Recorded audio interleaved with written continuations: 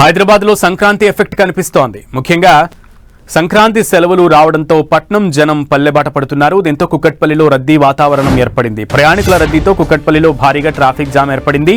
మరోవైపు ప్రయాణికుల కోసం తెలంగాణ ఆర్టీసీలో 350 ప్రత్యేక సర్వీసులు నడుపుతున్నట్లుగా ఆర్టీసీ అధికారులు తెలిపారు. రాత్రి 2 గంటల వరకు సర్వీసులు అందుబాటులో ఉంటాయన్నారు. రద్దీ దృష్ట్యా ట్రాఫిక్ సమస్యలు ఏర్పడకుండా ప్రత్యేక చర్యలు తీసుకుంటున్నట్లుగా ట్రాఫిక్ అడిషనల్ డీసీపీ వీరన్న తెలిపారు. ఇక ప్రయాణికులు ఇబ్బందులు తలెత్తకుండా ఏర్పాట్లు చేశామన్నారు.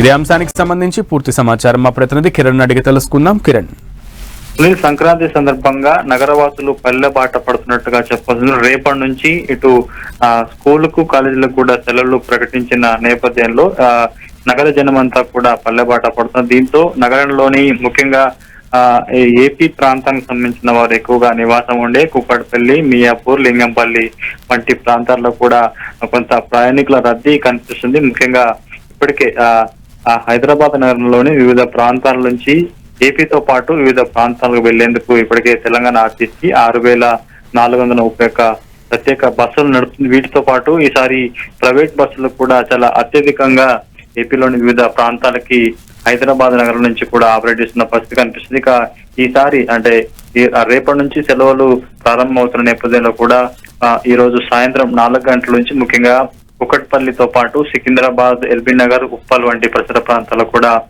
ప్రయాణికుల రద్దీ చాలా ఎక్కువ కనిపిస్తుంది. ఈ రోజు, రేపు, ఎల్లుండి వరకు ఈ రద్దీ కొనసాగే అవకాశం అవుతుంది. ముఖ్యంగా కుక్కట్పల్లి పరిసర ప్రాంతాల్లో అయితే ప్రయాణికుల ఇటు నగరవాసులంతా కూడా సొంతూళ్ళకి 2-3 రోజుల ముందే వెళ్తున్న పని. ఎందుకంటే ప్రతి ఏడాది తెలుగు రాష్ట్రాలకు సంబంధించి కూడా తెలుగు వారి పెద్ద పండుగ కావడంతో కూడా కొంత ఆ పండగకి ముందు వెళ్తే ఇబ్బందులు పడాల్సి వస్తుంది. కాబట్టి ప్రస్తుతానికైతే 2-3 రోజుల ముందు నుంచే నగరవాసులంతా కూడా పల్లెబాట పడుతున్నట్లుగా చెప్పుకోవాలి.